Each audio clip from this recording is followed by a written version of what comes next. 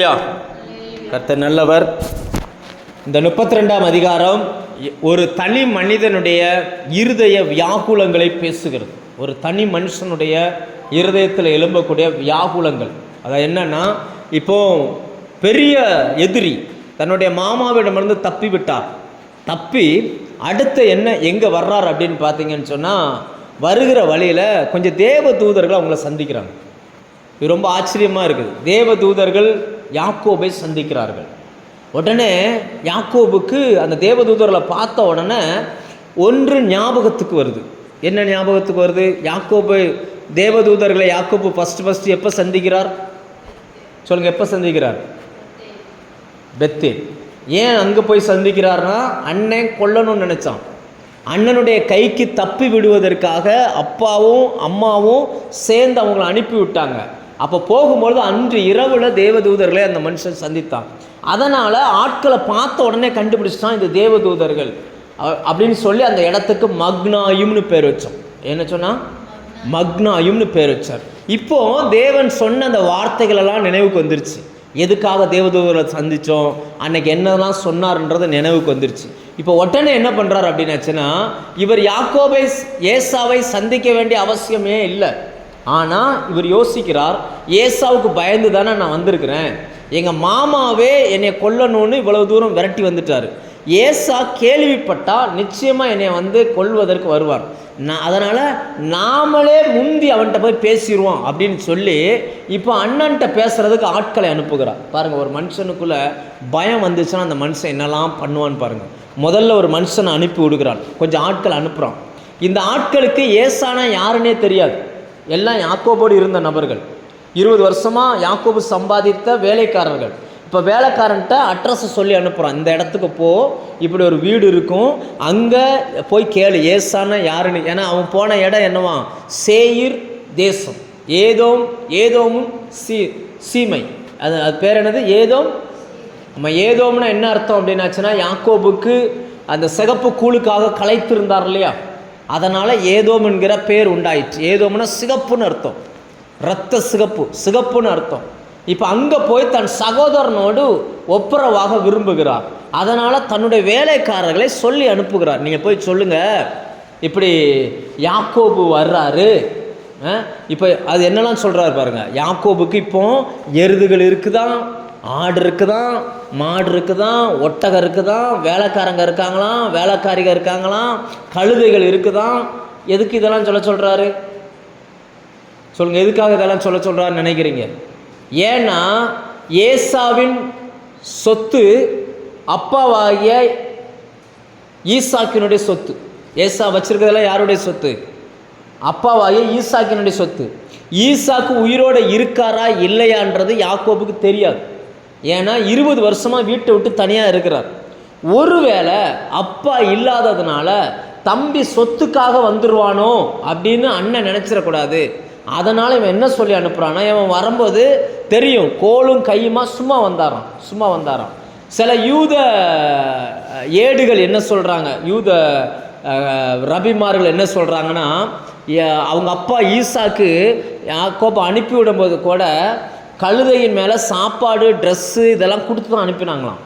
ஆனால் ஏசா அதை பார்த்துக்கிட்டே இருந்துட்டு நம்மளுடைய ஆசீர்வாதத்தெல்லாம் அப்பாவை ஏமாற்றி பிடிங்கிட்டான், இவனுக்கு எதுக்கு இதெல்லாம் அப்படின்னு சொல்லி இவன் பின்னாடியே போய் அதை எல்லாத்தையும் எடுத்துகிட்டு வந்துட்டானான். அப்படி சொல்கிறாங்க. அது உண்மையாக இல்லையான்னு வேதத்தில் பதிவு பண்ணப்படலை. அதனால தான் போய் தனியாக படுத்திருக்கும் போது அவன் ஜெபம் பண்ணுகிறான், உன்னை உணவும் உடுக்க உடையும் கொடுத்து என்னை எங்கள் மாமா வீட்டுக்கு அனுப்புங்க, கூட்டிகிட்டு போயிட்டு என்னை திருப்பி கூட்டிகிட்டு வாங்க அப்படின்றான்.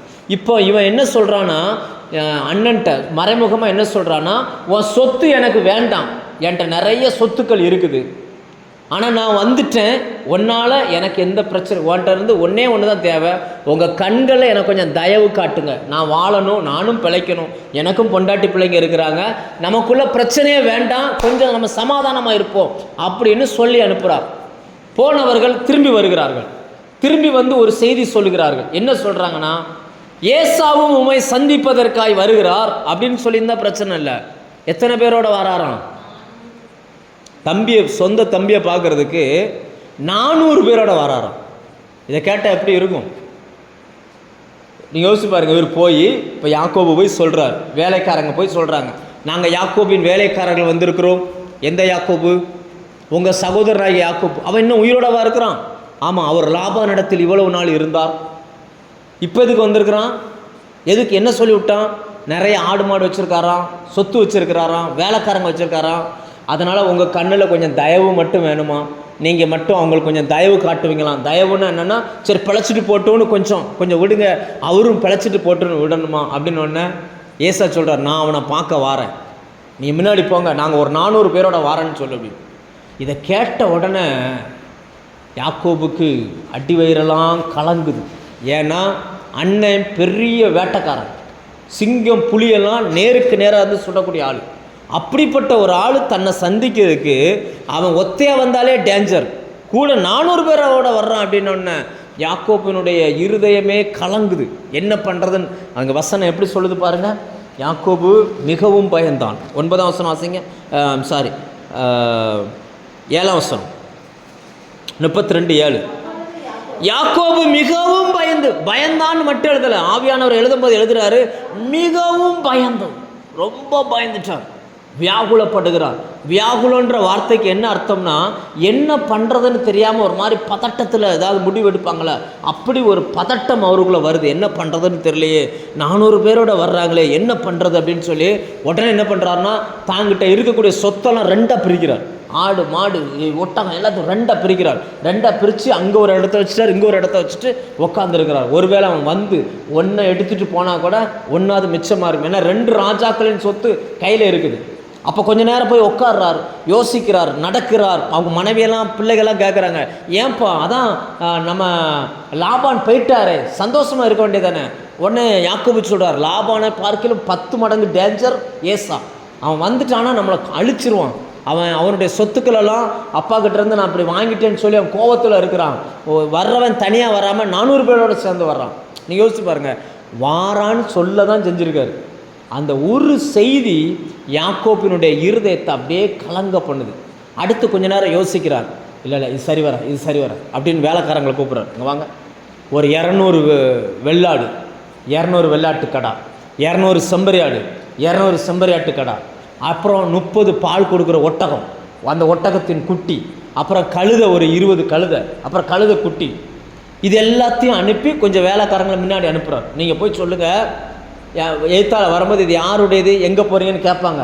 நீங்கள் சொல்லுங்கள், இது யாக்கோபுக்குள்ளது, ஆண்டவனாகிய ஏசாவுக்கு கொடுத்து அனுப்புகிற வெகுமதின்னு சொல்லுங்கள் அப்படின்னு சொல்லி முன்னாடி ஒரு டீம் அனுப்புகிறார். போய் ஒரு மணி நேரம் கழித்து மறுபடியும் அதே போல் பிரித்து இன்னொரு டீம் அனுப்புகிறார். அடுத்து இன்னும் 1 மணி நேரம் கழித்து பின்னாடி இன்னொரு டீம் அனுப்புகிறார்.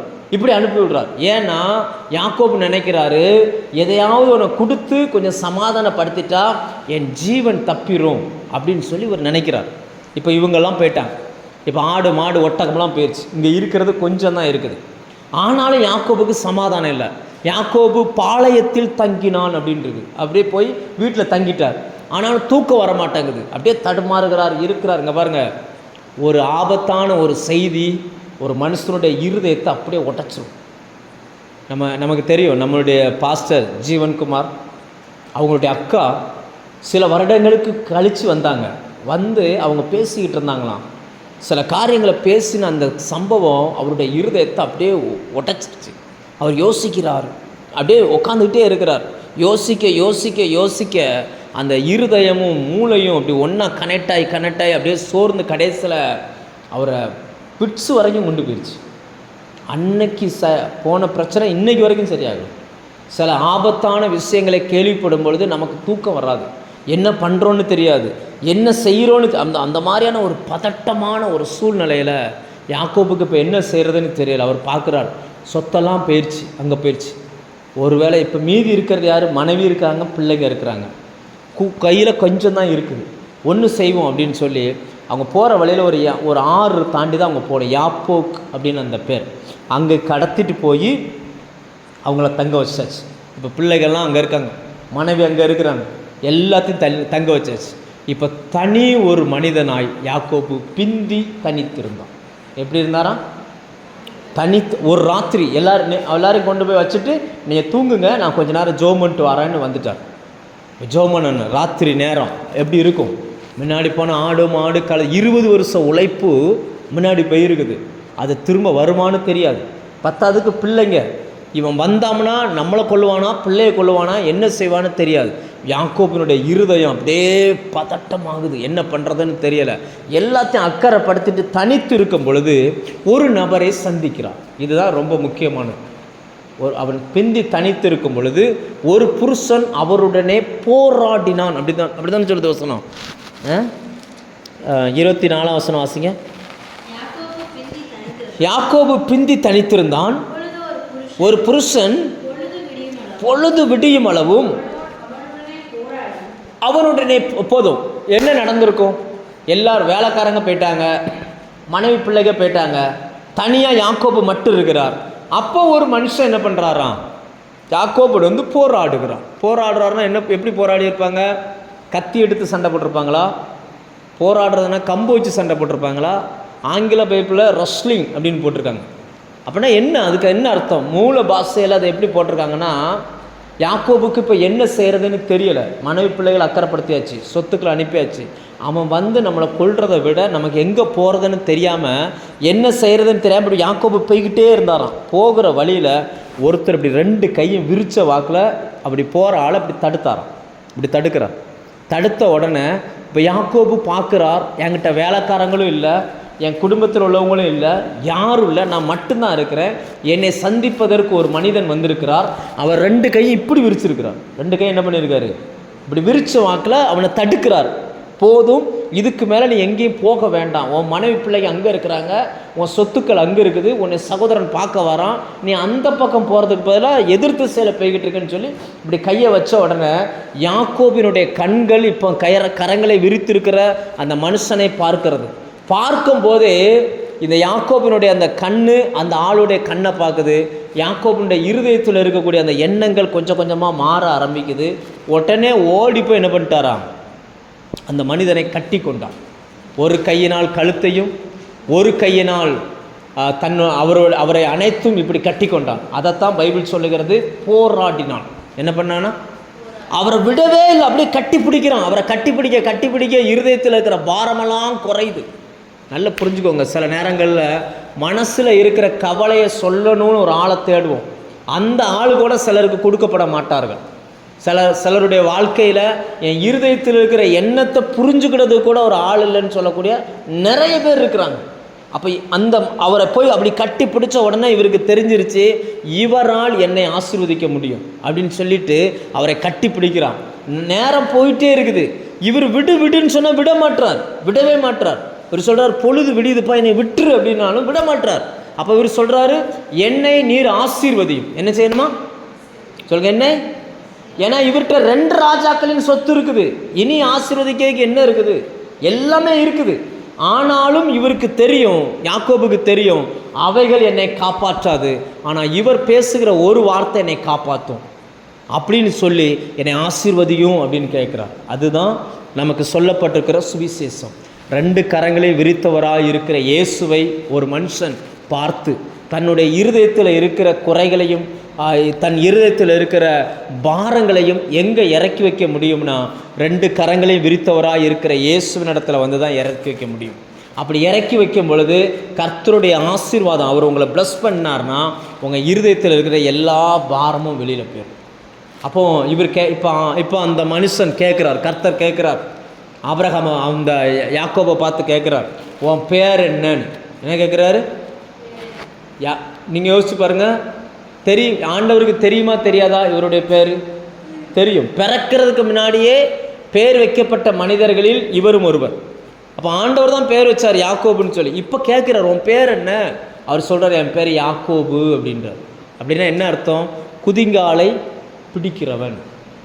நிறைய சொத்து இருக்குது, வேலைக்காரங்க இருக்காங்க, ஆனாலும் இன்னும் என் வாழ்க்கை தரையில் தான் கிடக்குது, இன்னும் நான் குதிங்காலை பிடிக்கிறவனாக தான் இருக்கிறேன், இன்னும் என் சகோதரனுக்கு பயந்து நான் மனுஷனுடைய காலை பிடிக்கிறவனாக தான் இருக்கிறேன், இன்னும் என் வாழ்க்கை என்னை ஆசீர்வதிக்கப்பட்ட ஒரு வாழ்க்கை வாழலை, நான் இன்னும் யாக்கோபா தான் இருக்கிறேன். உடனே ஆண்டவர் சொல்கிறார், இனி உன் பேர் யாக்கோபு கிடையாது, உன் பேர் இஸ்ரவேல். அப்படின்னா தேவனுடைய பிரபு. இதுவரைக்கும் நீ யாக்கோபா இருந்திருக்கலாம், நீ என்னை வந்து பிடிச்சல, என்னை வந்து பிடித்ததுனால் இனி உன்னுடைய பேர் என்னன்னா இஸ்ரவேல். அதாவது நீ இதுவரைக்கும் மனுஷனுடைய காலை பிடிக்கிறவனாய் இருந்த, இனி மனிதர்களை ஆளுகிறவனாய் மாறுவாய் அப்படின்னு சொல்லி இஸ்ரவேல்னு பேர் வச்சு அவன் அந்த இடத்துல பிளஸ் பண்ணுகிறான். அல்லேலூயா. இயேசுவை ஏற்றுக்கொள்வதற்கு முன்னாடி மனிதர்களுடைய காலை பிடித்து வாழ வேண்டிய ஒரு சூழ்நிலை நமக்கு இருந்துச்சு. இயேசுவை ஏற்றுக்கொண்ட பிறகு தேவன் நம்முடைய சூழ்நிலை அப்படியே மாற்றுகிறார். நம்மை மனிதனுடைய காலை பிடிச்சு நீ வாழ வேண்டியதில்லை, மனிதர்களை ஆளுகிற இடத்துல நம்மளை கொண்டு வந்து வைக்கிறோம். அல்லேலூயா. ஆளுகிறதுனா என்னென்னா, நம்ம பேசுகிற வார்த்தைக்கு ஜனங்கள் கீழ்ப்படிவார்கள். அவங்க வாழ்க்கைக்கு என்ன தேவைன்றதை நம்மகிட்ட வந்து கேட்பாங்க. நம் மூலமாக அவங்களுடைய வாழ்க்கைகள் சீரமைக்கப்படும். இப்போ அந்த இடத்துல கொண்டு வச்ச உடனே அப்பத்தான் யாக்கோபு கேட்குறாரு, உங்கள் பேர் என்ன அப்படின்னு கேட்குறாரு. என்ன கேட்காரு? உங்கள் பேர் என்ன? என் பேரை கேட்டீங்க, என்னை ஆசீர்வதிச்சிட்டீங்க, உங்கள் பேர் என்ன? அவர் சொல்கிறார், என் பேர் உனக்கு எதுக்கு அப்படின்னு சொல்லிட்டு ப்ளஸ் பண்ணிட்டு அவர் போயிட்டார். அப்போ யாக்கோபுக்கு புரிஞ்சிருச்சு, வந்திருக்கிறவர் தேவன். அவர் தான் தேவனை தான் நான் முகமுகமாக பார்த்துருக்கிறேன், ஜீவன் தப்பி பிழைச்சேன் அப்படின்னாராம். என்னவா? தேவனை கண்டுட்டு எந்த மனுஷனும் உயிரோடு இருக்க முடியாது. ஆனால் சிலுவையில் அறையப்பட்ட இயேசு கிறிஸ்துவை எப்பேற்பட்ட பாவியானாலும் போய் சந்திக்க முடியும். அவரை சந்தித்து அவருடைய ஆசீர்வாதத்தை பெற்றுக்கொண்டு, வசனம் சொல்லுகிறது, அவர் கடந்து வரும் அந்த பெனியலை கடந்து வரும் பொழுது சூரியன் உதயமாயிட்டான். சூரியன் என்ன செஞ்சிருச்சு அப்படின்னு அர்த்தம் என்னன்னா, தேவனை இயேசுவை சந்தித்து வந்தான்னா ஒரு மனுஷனுடைய வாழ்க்கையில் இருக்கக்கூடிய இருள் விலகுகிறது, வெளிச்சம் உதிக்கிறது. மரண இருளின் திசையில் இருக்கிறவர்களுக்கு பெரிய வெளிச்சம். அந்த வெளிச்சத்தை பார்த்து இப்போ யாக்கோபு நடந்து வர ஆரம்பிக்கிறார். போகும் பொழுது பயத்தோடும் திகிலோடும் கலக்கத்தோடும் நல்லா நடந்து போன மனுஷன் இப்போ கர்த்தரை சந்தித்துட்டு வரும்போது நொண்டி நொண்டி வருகிறார். எப்படி வர்றாரு? நொண்டி நொண்டி. வேதத்தில் தொடை என்பது பலத்தை குறிக்குது, பலத்தை குறிக்குது. தேவன் உங்களை ஆசீர்வதிப்பது உங்கள் பலத்தை நம்பி அல்ல, தேவனை நம்பி. அதனால் சில நேரங்களில் தேவன் உங்களை ஆசீர்வதிக்கும் பொழுது நீங்கள் மற்ற மனுஷர்களுக்கு அதாவது இந்த யாக்கோபுக்கு இந்த கால் அப்படி இழுத்து போகும்போது எப்படி இருக்கும்? கர்த்தரனை ஆசீர்வதித்திருக்கிறார்னு சொல்லும் பொழுது, ஆசீர்வதிச்சிருக்கிறார், உங்காலையும் இப்படி இருக்குது அப்படி கேட்பாங்க இல்லையா? ஏதோ ஒரு குறை அவங்களுடைய வாழ்க்கையில் அனுமதிக்கப்படுகிறது. இந்த காலோடவே தான் யாக்கோபு கடைசி வரைக்கும் ட்ராவல் பண்ணினான். அல்லேலூயா. இந்த கால் ரொம்ப அந்த தொடை சந்தை தொட்டு அந்த தொடை சந்து சுளுக்கினபடியினால் இஸ்ரவேலர்கள் அப்புறம் தொடை சந்தை அவர்கள் சாப்பிடுகிறதே கிடையாது. அல்லேலூயா. நம்ம மீதியை நாளை பார்ப்போம். கண்களை மூடி ஜெபம் பண்ணுவோம்.